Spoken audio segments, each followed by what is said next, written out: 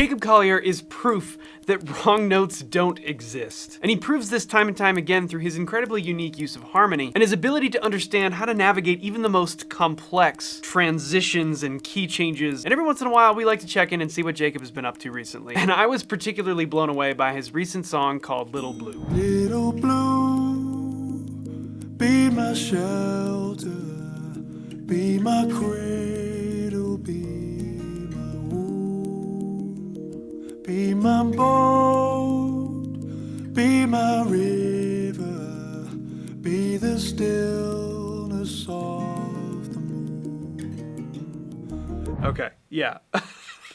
One thing I love about a lot of the music that Jacob has done recently is it feels a lot like he came onto the scene, especially his first album, In My Room, which was loaded with just amazing music, but for a lot of people, it was a lot. And I remember I would always show it to people and be like, no, you have to understand what this is. And sometimes the reactions I got, especially from non-music people, would be kind of like, it sounds cool, it's just like, I don't know what to make of this because it's just so much. But it seems like Jacob has developed this incredible balance where he's making so many things, especially recently, that really toe that line amazingly well of being very accessible for most people while still having incredible harmony hidden inside. And as we can see with the opening of this song, I mean, it's quite simple.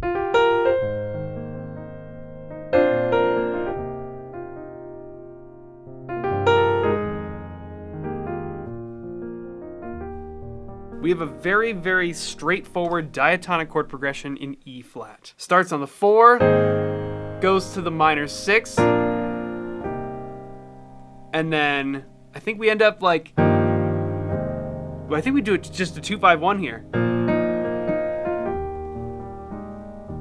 So beautiful.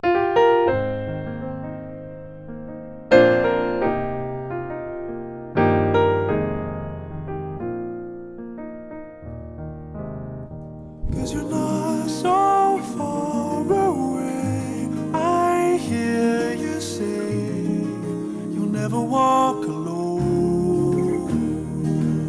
Okay, that right there is such a great example of how Jacob will use clever harmonic tricks, and especially in this context where they're super subtle, but they still create this incredible passage that does very small things to subvert our expectations enough that it sticks out as like, whoa, what just happened there? Let's take a look at what that was.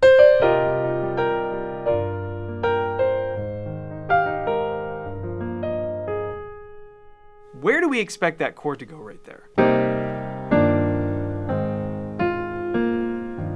Then we go back to the G, and I feel like this is really setting up an expectation where it's gonna go.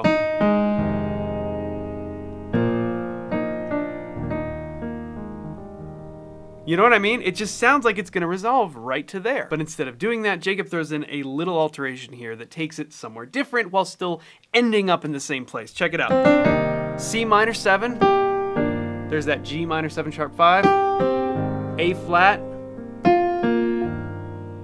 but then here we go.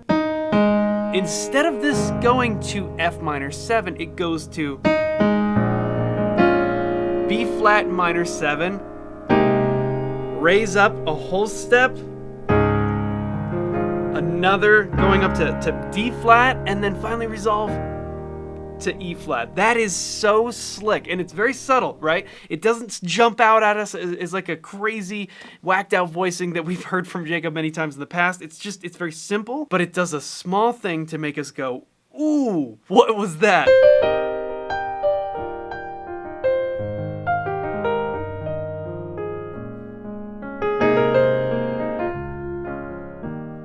Tasteful, that's the word. Don't be afraid of the dark in your heart.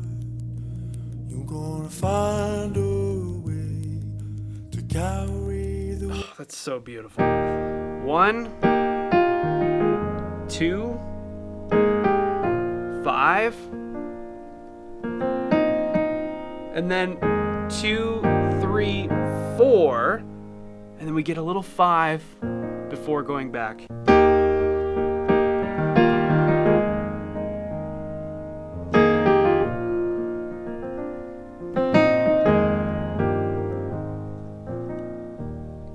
It's just a beautiful chord progression. There's no other way to explain it. And the melody, too.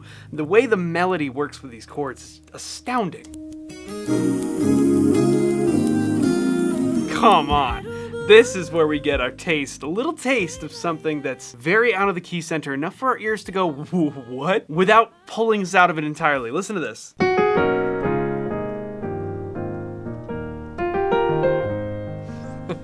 Just so subtle, but beautiful. B major here.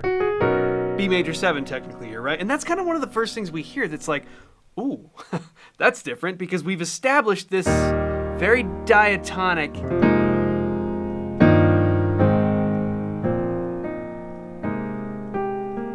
all those chords kind of work with an E major scale, right?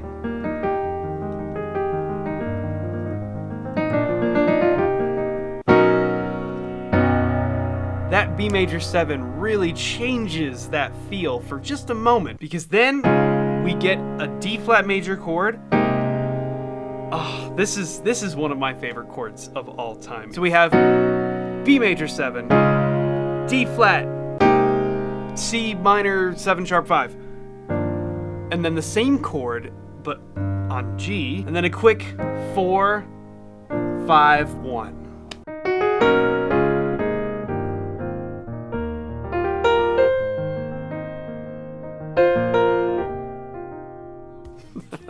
Oh, it's so good.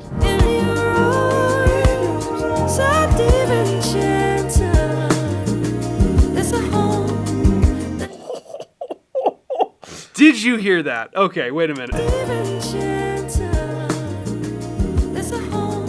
All right, here's what I think that is. The first chord in that change is B flat minor 7. And what I think he's going for here is we hear this transition of F to G flat to G. And then the root goes, it's like, how? Where did this come from? B flat minor 7, and then we have a D. I'm like 98% sure that's a D down there. Before going back to A flat major 7. I can definitely tell first chord is B flat minor 7, and then we have this going on. It's a D of some kind with an F sharp as the melody, so it's presumably a D major of some kind going to A flat major 7. But just what a subtle, just tiny little thing. But your ears pick up on it because it's so different. It's so out of left field that you're like, what was that? And that brings us to the part of the song that I think fascinated the most people. This is probably the musician's favorite of this particular song, and it's this. 'Cause you're not so far away. I hear you say you'll never walk alone.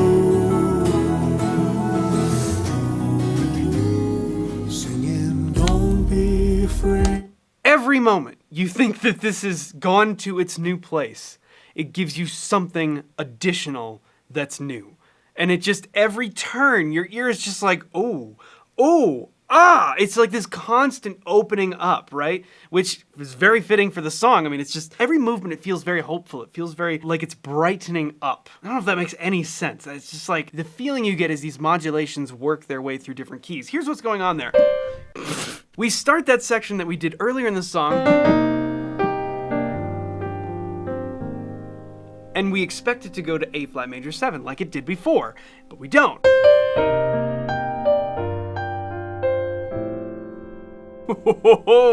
Now we go to this. This feels like an F major,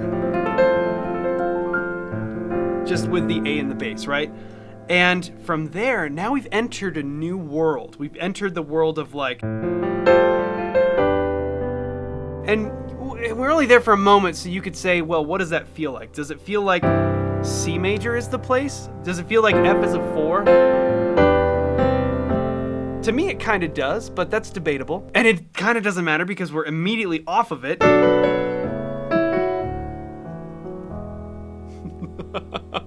That's very clearly like a 2, 3, 4 in the key of A major, but only for a moment, because then we get that movement there, which is like B major And then what is this here? Is that an F half diminished? Is it an A flat minor 6? Maybe an A flat minor 6, right? And then I think there's a slight switch right at the end before we go back where we get, it transitions to A flat major. And the reason I think it does that is because the melody goes like that. Right?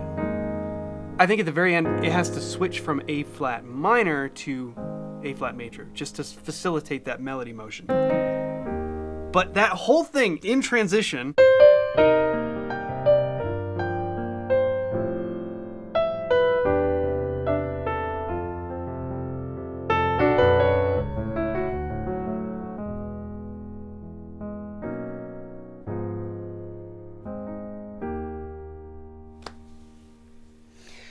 wow.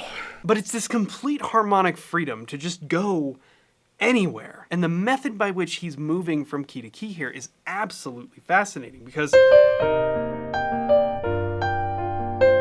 the melody didn't change. We still go to C, but instead of going to A flat major 7 where it went the first time, we're switching it just like that.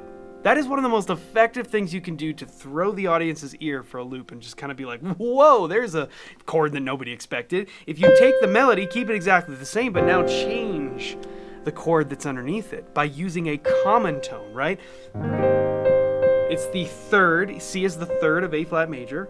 And if we're calling this like an F just with the third in the bass, then C is the fifth of F. So it works for both keys. It's just a different function in each key. And now we've landed on A, and we simply use that A to go to our next key.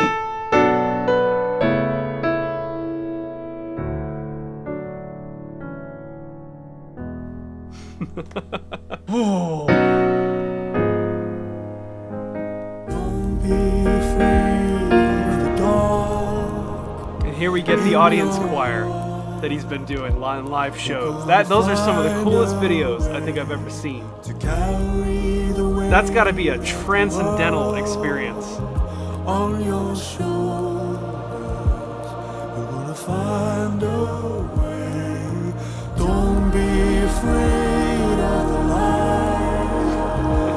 That's what you get when you have musically inclined audiences, right? To find your way. To carry the weight of the world on your shoulders. You're gonna find your way home. Unreal. Absolutely unreal. And for me, I think the thing that makes this so mind-boggling is just the pure balance of something that is so subtle, simple, and beautiful, and being able to put in that incredibly unique and creative harmony and use musically brilliant devices to move around the harmonic spaces without getting in the listener's way. That is such an art form, and it's something that we've seen Jacob do time and time again. This song blew me away. It's just absolutely fantastic. But I want to know in the comments below, what's been your favorite work from Jacob recently? The guy is putting out incredible work, and we're seeing absolutely amazing videos coming from his live tours as well.